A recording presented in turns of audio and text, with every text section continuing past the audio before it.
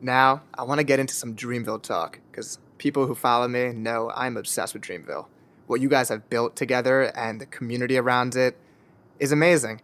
And I want to start with the relationship with Cole because I saw Barry, your manager, JID's manager, runs since the 80s.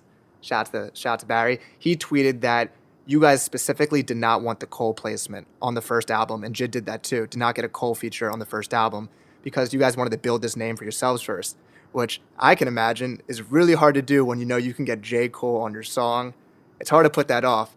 But was that like an argument of, or was that agreement by you guys? Like, let's hold off on that. I think it's better to build this name first. Yeah, I think that was a pretty effortless thought. Like, I don't think we ever had like a oh, we need to get Cole. Like, you know what I'm saying? Like, I vote with Cole. I'm a super fan of Cole, and I'm constantly inspired by the way he lives his life and the type of way he releases his music. I'm constantly inspired by this nigga Cole. But at the same time, you know what I'm saying? Like, you gotta do what you gotta do. You know what I'm saying? Like, Gohan ain't become Gohan till Piccolo left him on the mountain. You know what I'm saying? Like, we had to, you gotta really, you know what I'm saying, step into your Saiyan power.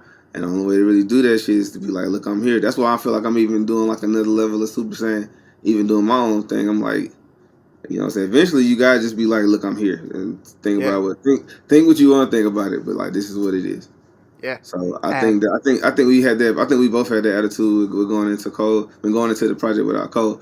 But I would say we also both still was sending Cole hella songs. So it might have just been like, I don't know, if he would have got on one of the ones that we were sending maybe earlier, maybe we would have been like, eh. But I still feel like we would probably have held it off on it though. Yeah. I think that was it was definitely intentional to be like, you know, like EarthGang. You know, it was a very smart idea. And I know that Ab Soul tours were the kind of the first time that Cole started seeing you and JID. And I know it wasn't initially like, yo, we want to sign you to Dreamville. It was kind of a come kick it, come to the studio. Talk to me about those first kind of interactions with Cole, Ebe, and the people from Dreamville. Nah, man. They, you know, like I said, they pulled up. I feel like Slick, they had reached out some kind of way before we got on that tour. Because they knew about us, obviously, to even come say what's up. And Cole was there, like I said, on time. And when I mean on time, we was going on so early, a lot of people still had coats on and shit. Like, it wasn't like... Yeah. It was very... People didn't know sometimes that we was performing something in some cities. Like, it was like, we was going early as fuck. We was going on first. Yeah. And motherfucking... Lights still on. Yeah, everything. You like, you know what I'm saying? Everything's drinks and food and shit. Like, motherfucking... The Cole was in there. He seen the whole thing. And like I said, in that particular show was crazy because the music did fuck up. And we like recovered a bad moment, and he was like, you know what I'm saying, like we that shit look, I guess, you know what I'm saying, like we wasn't scared. And niggas like, nigga, we here, and he was like, nah. So he got them invited us to come kick it, and then ever since then it's been like, I don't know, bro. It was very natural to sign it with Dreamville. It wasn't like, it didn't feel like, you know what I'm saying, what we going, you know what I'm saying. It was like, you know, we already over here, you know what I'm saying, like we already at the crib, like. Yeah, and I think the best part about Dreamville is that it was developed in a way where if you like one artist, you're just a fan of all of you guys, and the way you guys appear on each other's projects. But one of my favorite things of all time, it's My Roman Empire, Revenge of the Dreamers 3. It's my favorite YouTube video of all time. I've watched it so many times, and we're coming up on 5 years, which is insane to me to even like say that out loud. I'm sure it's insane for you. Crazy. Can you give me some insight on those sessions? I think it was the smartest idea, the coolest idea, I think, in hip-hop history. Get all these artists for a couple days and just best producers, random NBA players. Bro, I was about to say, bro, like fucking Chris Bosh and shit was in there, bro. Like, that shit was fucking crazy, bro. I still be thinking about that shit, like how crazy that shit was, bro.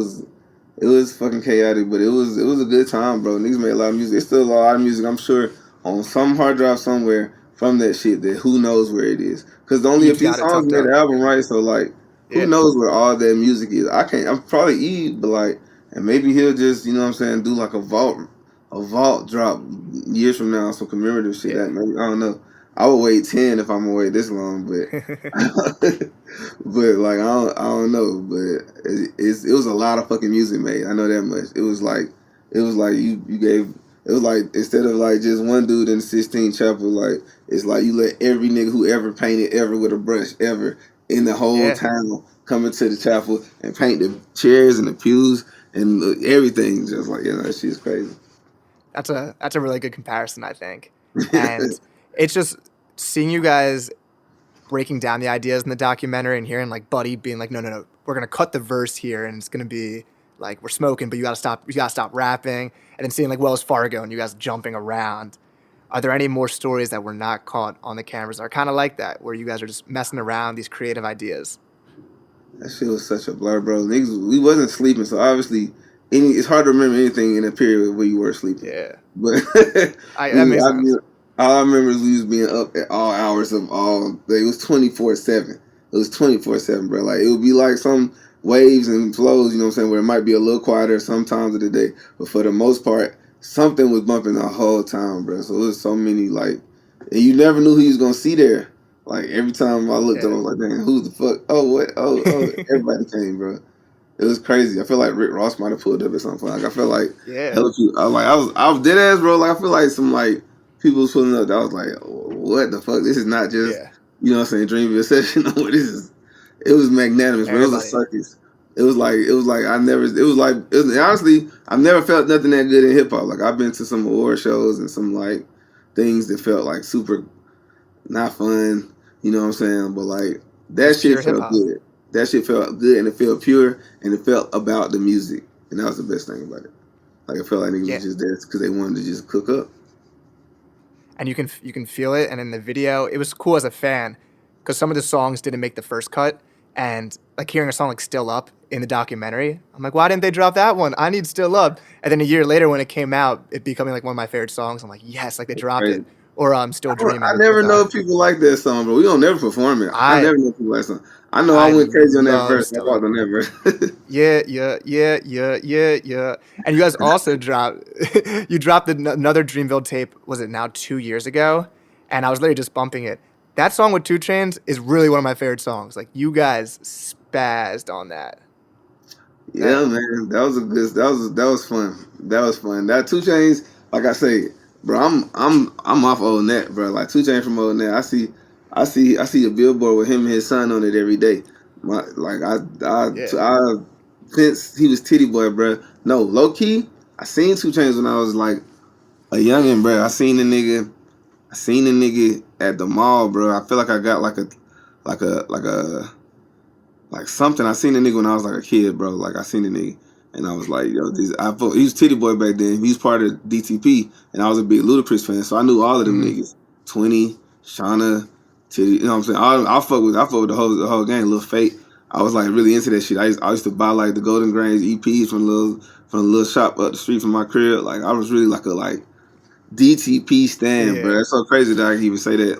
But that's true. So I was fucking with 2 Chainz way the fuck back. So doing that song with him, I was like, nigga, I'm blacking out. I ain't thinking about nothing. I wasn't trying to make no hook. And then I was like, man, I'm finna just go ahead and do my shit. And I killed that shit. When I came out, that nigga looked at me like, yeah. I was like, that was like one of the few like fan moments I had where I was like a fan of the nigga. I was actually like a fan, like for real. Like I was like, damn, I really fuck with this nigga shit. Like I listen to so much of your shit, bro. Like fucking True Religion, all that shit. I'm geeking right now because I fuck with I love hearing this. Yeah. Nah, this is awesome because like people act like too cool to nerd out about the people they love. Bro, like that man is a genius, bro. That nigga is a genius. That nigga is one of the greatest writers, and he don't get enough credit for it because people think he's silly. But that nigga is a genius, bro. Like that. In a fruit fight, you could pick a pear. Bro, I love the flow he came. Bro, that nigga is one of the I would say I'll put him up bar for bar with any rapper on the motherfucking planet, bro. That nigga too. I'm like, nah. Like I said, I be inspired a lot by him when I'm making shit. I'm like, yeah, nah. It gotta have some type of cleverness to it, bro. Like it gotta have that nigga just clever. That shit fine. Yeah. I love hearing that. There's something about, maybe you'll relate to this because you have siblings and you're the oldest. I have 2 older brothers. Those are my best friends. I love just hearing about the relationship between people. For example, like the Jason Kelsey, Travis Kelsey podcast. There's something so interesting to me just seeing 2 brothers interact. And I mean, I just love hearing about these relationships. I mean, you and Olu obviously being friends forever, and you and JID and being roommates is like just hilarious here. Like thinking like you guys were just like living in a house the same way anyone else is living with roommates. Yeah. Just tell me about those relationships. Yeah, nah, I mean, it's my dogs, bro. I met Olu in 9th grade. I met JID, like, right after senior year of high school. And, you know what I'm saying, it was like, we just connected. Me and Olu connected a lot in the beginning of our friendship on music. Like, first thing a nigga ever asked me was, like, he asked me for, like, some CD or, like, some album or, like, some, like, I don't know. It was something. We was like starting to collect vinyls. We was like them niggas that would like go to the record store type shit, like as Yeah. kids, like type shit. So he was asking me that I have like a this, and I was like, what? Like, nigga, you trying to test me? He's like, I was like, I got it on. I downloaded it, and he was like, no, do you got this? And he was like having physicals, and then we just kind of like, I don't know, on some like music nerd shit. We just tapped in like that. Me and JID tapped in on some like class clown shit because we was just like the two niggas that would just be saying outrageous shit in class. Yeah. And then I was like, okay. And then it was so crazy. JID was recording at this one spot that we would go record at too. We had the same engineer. And like, I pulled up one day, JID wasn't there. He was at football practice.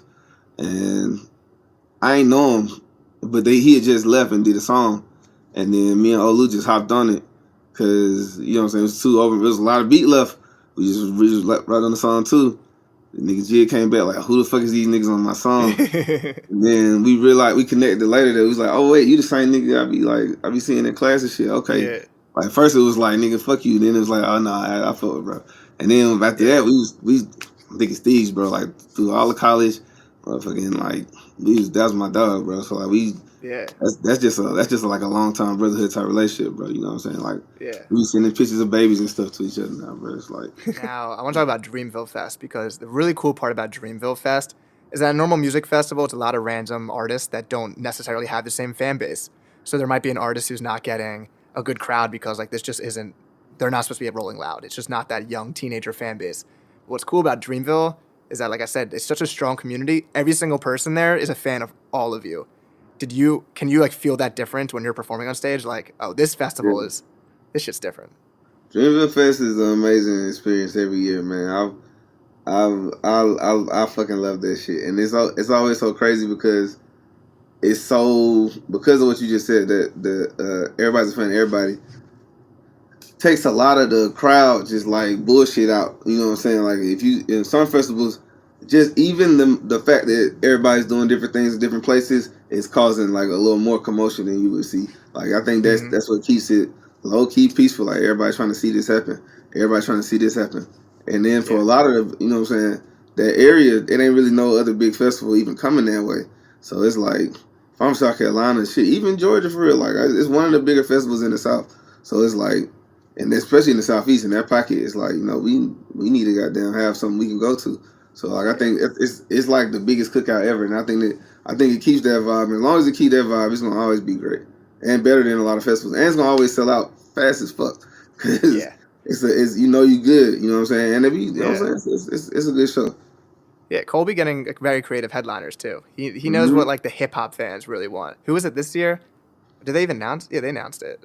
I'm blank. Is it Lil Wayne or someone? Is it Wayne? I don't know. I saw Nicki was coming. Oh yeah, Nicki. Yeah. But I don't know anything about. Ooh. I don't think they announced it. They announced it yet. I mean, I guess it is next month almost. Yeah, it's next month. One day I'm gonna get there. I'm gonna get to North Carolina, and it's gonna be the best day of my life. It's worth it, bro. It's super worth it. I mean, it's all my favorite artists ever, and like that's the thing about a festival. Like sometimes the noon set, like there's no one there and it's awkward. But like I feel like last year was like Jordan Ward, and anyone who's at Dreamville Fest is gonna love Jordan Ward music. And there's just that vibe that if you're a Dreamville fan, you like this Dreamville type artist. Whether it's the R&B side of it or rap side of it, it's just crazy.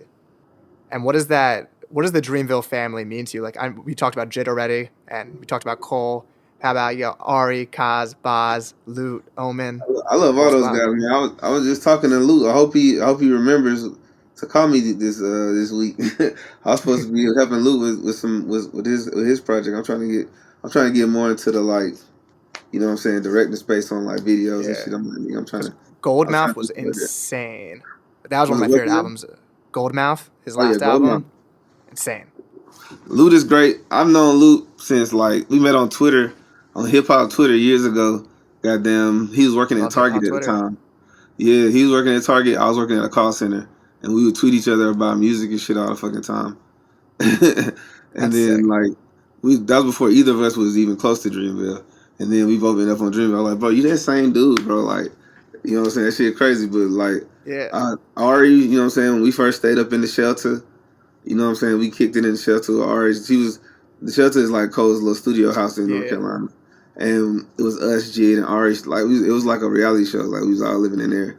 And like, all making music, all making very amazing shit. She made a lot of that. She made like, What's she making that time? I feel like she made that new apartment song. She was in her bag in that little house. We always making like crazy shit just around each other the whole time. You know what I'm saying? Elite was there, like you know what I'm saying, like Elite. like that shit was cool. Yeah, that shit was hella cool, man. That was one of the most fun times of my life. Like we all just basically stayed in North Carolina for months, like just in this one house. Just each room had a mic, and that's kind of how we even kind of built the vibe of like. Really, since Spillage Village, that's always been like the vibe, like a bunch of people just in the house making shit. Yeah. And then just having that vibe like kind of translate throughout our whole career is kind of like what kept. I think that's why our music sound the way it does.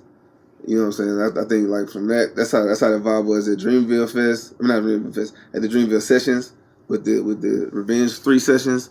That's how it was on my album, on our most EarthGang albums. Like that shit, it's like a vibe that we can say. I think that's the best thing I can say about the Dreamville family. It's still like everybody create all at once, do whatever the fuck you want to do type vibe. It's not like, yo, this song is for him. He's gonna take it and be the one. You know what I'm saying? It's like, nah, bro, we all just doing this shit. Like, go.